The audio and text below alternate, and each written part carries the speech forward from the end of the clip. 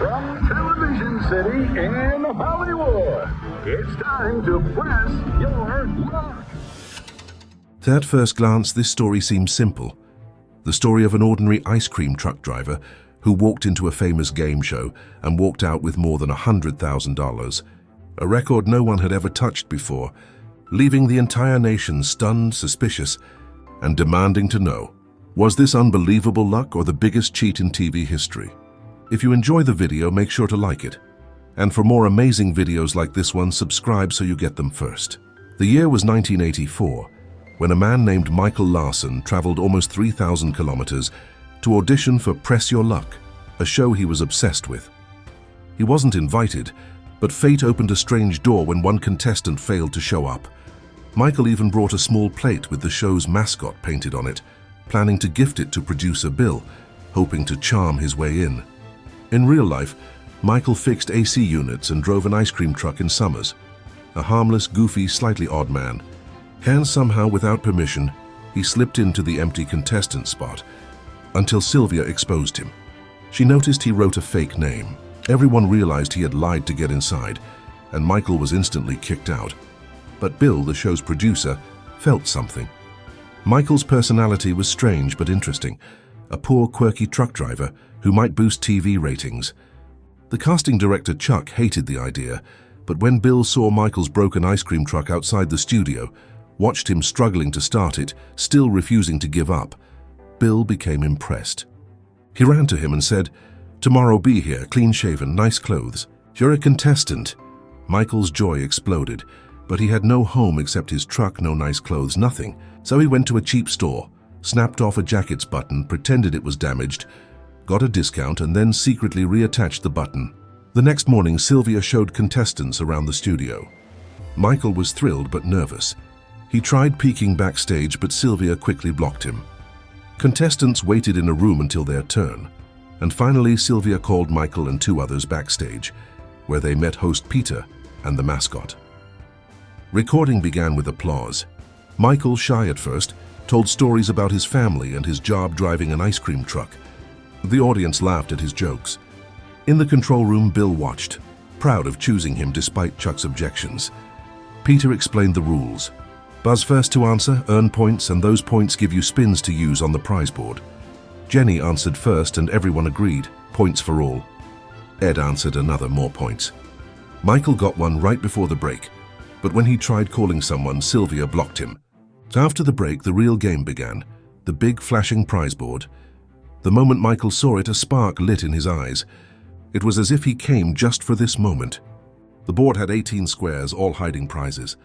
Hit the button, the light stops, and you win whatever it lands on. But if it lands on the whammy, the mascot, you lose everything. Michael started spinning. First spin, $2,000. Second, $500 plus a free spin. But the free spin hit the whammy. He lost everything and accidentally swore on live set. The production team panicked. It was a family show. They checked the tape and decided they needed to reshoot his reaction. Bill worried Michael might embarrass him again. Michael apologized. The other contestants played, winning about $4,000, while Michael stared intensely at the board, studying every movement like a predator analyzing prey. During a break, he begged Sylvia to let him call home, his daughter's birthday, and she agreed, but no one answered. He returned frustrated. After the break, Michael resumed play with the lowest score, and suddenly everything changed. He pressed the button at perfect moments. $4,000, $9,000, $13,000 plus more spins. Bill felt pride, but Michael refused to stop. The control room froze. No one had ever won more than 6 times, but Michael kept going. Extra spins kept appearing. Peter warned him, "Stop or you'll lose everything." But Michael was unstoppable, climbing to $28,000, setting a record. Viewers cheered, but the production team panicked. No one's luck is this good. Something was wrong. Bill called Peter into the office during a break. Meanwhile, Michael flirted with a makeup artist who joked she'd date him only if he won $500. In the office, the team discussed the possibility of cheating. They agreed Peter must scare Michael into stopping. After the break, Peter warned him again. "Your luck won't stay forever. Take the money." Michael just smiled. That smile terrified Bill. What confidence is this?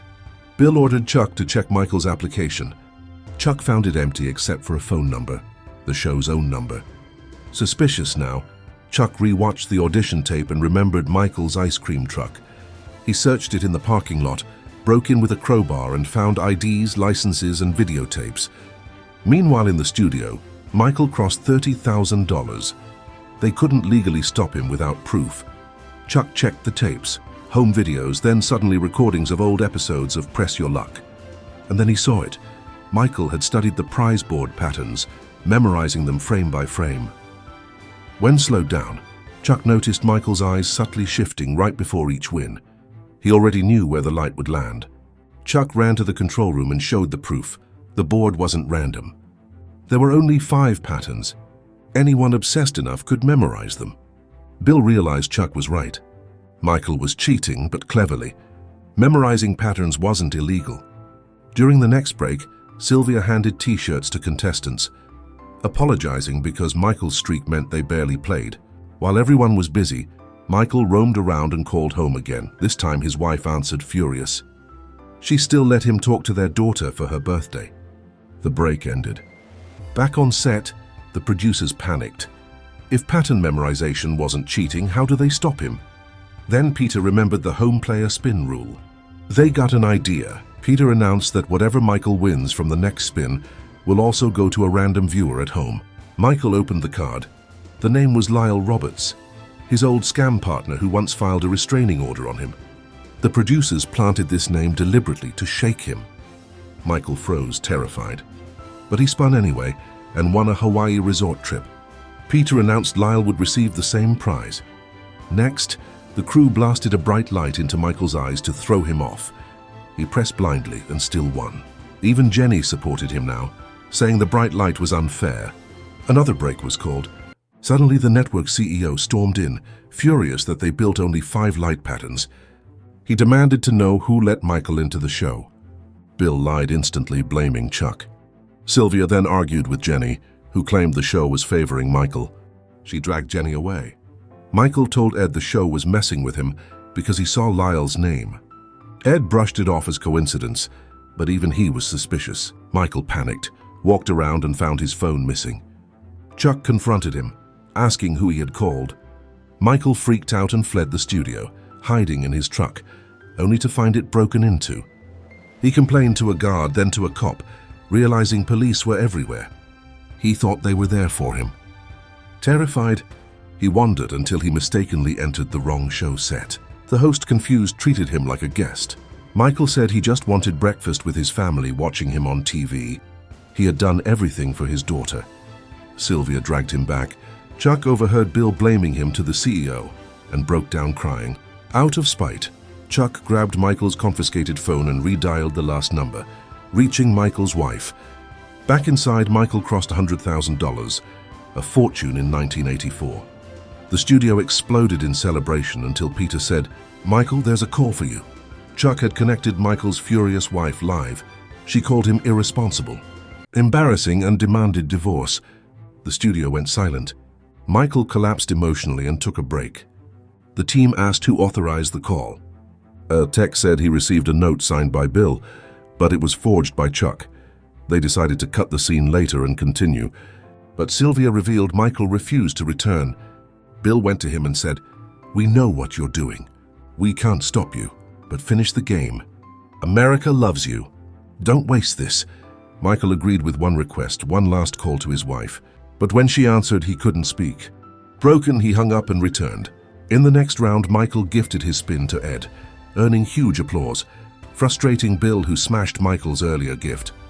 Producers decided the episode would air only once and then be buried. After Ed and Jenny played, Michael had one final spin left. He closed his eyes and pressed. 2 weeks later, his family watched the broadcast. His wife's boyfriend angrily turned off the TV and drove the daughter to school. But Michael's wife switched the TV back on, just in time to see that Michael had won everything. When Peter asked, "Sir, what will you do with all this money?" Michael simply said, "I don't know. This is a true story." After Michael's episode, the network added 27 new patterns and capped winnings at $75,000 forever. But Michael walked away with his fortune, and the question remains, was he clever or a cheater? Tell us in the comments what you think. See you in the next video. Tell us in the comments what you think. See you in the next video.